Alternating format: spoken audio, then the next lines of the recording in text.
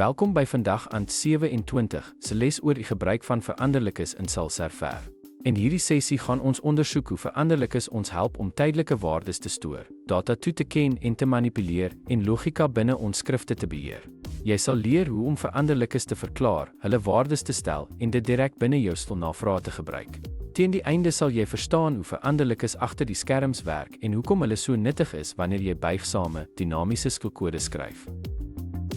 Die verklaring van veranderlikes in Salserver behels die gebruik van die deklare sleutelwoord saam met 'n datatipe, soos in die voorbeeld deklare studentname varchar 50.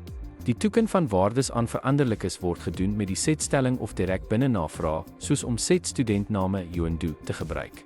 Deur veranderlikes in navraag te gebruik, kan jy hulle in select, were of ander stilstellings plaas om logika te rig en te beheer, soos gewys met select studentname.